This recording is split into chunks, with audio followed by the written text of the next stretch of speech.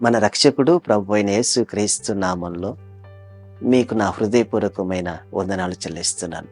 బాగున్నారా? ఆరోగ్యంగాను, సమాధానంగాను, సంతోషంగాను జీవిస్తూ ఉన్నారా?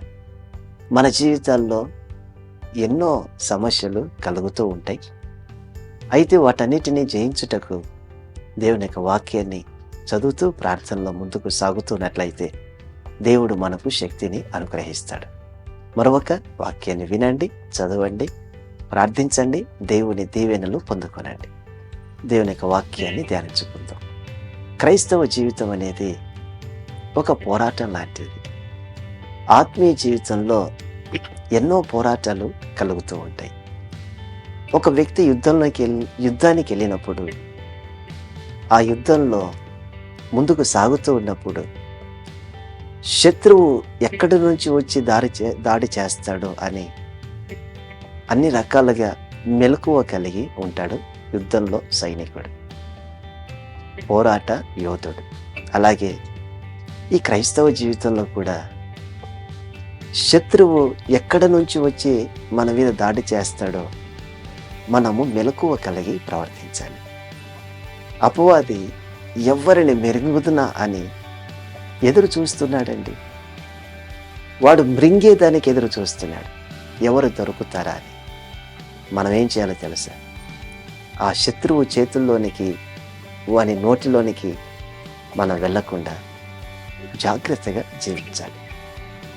మనం అందరం నాకేం పర్వాలేదు, నేను బాగున్నాను, నేను ఇప్పుడు ఆత్మీయంగా ముందుకు సాగుతున్నాను, నేను ప్రతిరోజు ప్రార్థిస్తూ ఉన్నాను, ప్రతిరోజు దేవుని యొక్క వాక్యాన్ని చదువుతున్నాను, పాటలు పాడుతున్నాను, పరిచర్య చేస్తున్నాను, నాకేమి ఇబ్బంది లేదు అని కొంతమంది అనుకుంటూ ముందుకు సాగుతూ ఉంటారు.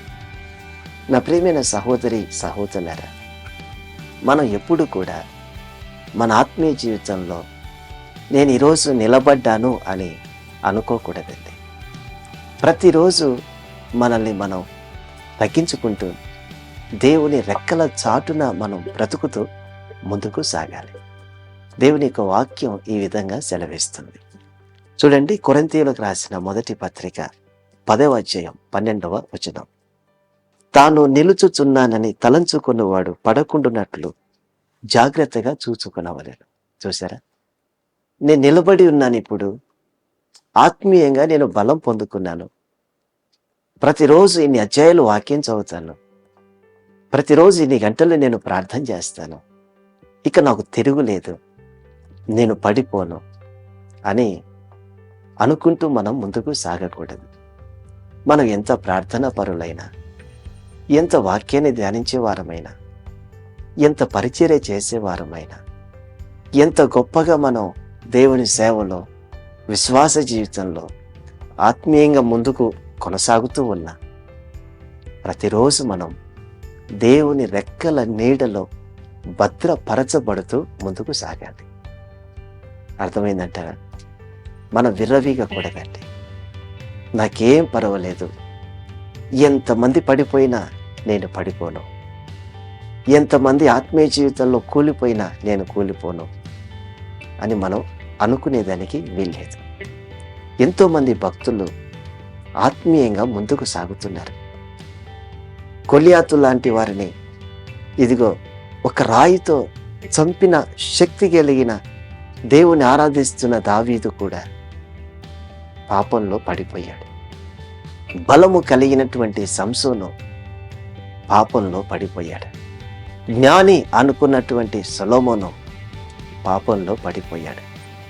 ఎంతోమంది ఇలా ఒకరు కాదు, ఇద్దరు కాదు, ఎన్నో రకాలుగా యుద్ధాలు జయించిన వారు, శత్రువులని జయించిన వారు, బలము కలిగిన వారు, జ్ఞానం కలిగిన వారు జీవితంలో పడిపోయారండి. కారణం ఏంటంటే, నేను ఎప్పుడు కూడా నేను ఇంతటి వాణ్ణి, అంతటి వాణ్ణి అని మనం చెప్పుకునేదానికి వీల్లేదు. ప్రతిరోజు మనం ఎంత ప్రార్థనా పరులమైనా, ఎంత వాక్యాన్ని ధ్యానించే వారమైనా, ఎంత ఆత్మీయతలో సీనియారిటీ ఉన్నా దేవుని రెక్కల చాటులో మనం దాగాలి. మనం విర్రవీగామనుకోండి, అపవాది మనల్ని పట్టుకుంటాడు. చూడండి, కోడి పిల్లలను రెక్కల చాటున భద్రపరుస్తుంది. పిల్లలు అనుకుంటే నేను నడుస్తాను అనుకుంటే, ఎప్పుడెప్పుడు నడవాలా అని కోరుకుంటాయి. ఒక నడక నేర్చుకునేసరికి బయటికి వెళ్తాయి. ఆ తర్వాత కుక్కల నోట్లోకి వెళ్ళిపోతాయి, పిల్లుల నోట్లోకి వెళ్ళిపోతాయి. ఎంత నడక మనం నేర్చుకున్నప్పటికీ, పరిగెత్తడం ఎంత నేర్చుకున్నప్పటికీ, మనం ఎప్పుడు కూడా తండ్రి చాటున ఉండాలి. అదే ప్రభువైన యేసుక్రీస్తు చాటున. నిలబడి ఉన్న వాళ్ళు ఎంతో మంది కూలిపోయారండి. ఆత్మీయతలో ముందుకు సాగుతున్న వాళ్ళు ఎంతో మంది పడిపోయారండి. సంఘాలు స్థాపించిన వారు ఎంతో మంది పడిపోయి జీవితంలో అనేకులకి శాపాన్ని మిగిలించారండి. నా ప్రియమైన సహోదరి సహోదరులారా, సేవకులారా, మనం నిలబడి ఉన్నామని అనుకోకూడదు. నిలబడిన మనం పడిపోకుండా జాగ్రత్తగా మన ఆత్మీయ జీవితంలో మనం ముందుకు సాగాలి. అలా పడిపోకుండా నిలబడుతూ ముందుకు సాగాలి అంటే దేవుని కృపలో దినదినము మనం భద్రపరచబడుతూ ముందుకు సాగాలి. మరి నాకేం పర్వాలేదు, నేనన్నీ సాధించగలను, జయించగలను అని అనుకోకుండా దేవుని రెక్కల చాటులో భద్రపరచబడుతూ ఆయన కృపలో మనం దాగి ఉండి, మనము తగ్గించుకొని ప్రభుని ముందు పెట్టి ఆయన వెనకాల మనం ఉండి ముందుకు నడవగలిగితే పడిపోయేదానికి అవకాశం లేదు. మరి ఆత్మీయతలో నిలబడుతూ అంతవరకు మనల్ని మనం కాపాడుకుంటూ ముందుకు కొనసాగుతాం. దేవుడు అట్టి కృప మనకు దయచేయునుగాక. ఆమేన్. ప్రార్థన. పరిశుద్ధుడా, స్తోత్రం. నిజమే, మేము నిలబడి ఉన్నామని అనుకుంటూ, తండ్రి మేము ఏదేదో చేస్తున్నామని అనుకుంటూ, మాకేం పర్వాలేదు అనుకుంటూ ముందుకు సాగుతున్నాం. కానీ అపవాది శత్రువు ఎన్నో రకాలుగా దాడి చేయుటకు ప్రయత్నం చేస్తున్నాడు. వాని ప్రయత్నంలో మేము పడిపోకుండా మమ్మల్ని మేము భద్రపరచుకుంటూ మీ రెక్కల చాటులో ముందుకు సాగే కృప దయచేయి. యేసు నామములో ప్రార్థిస్తున్నాము తండ్రి. ఆమేన్, ఆమేన్, ఆమేన్.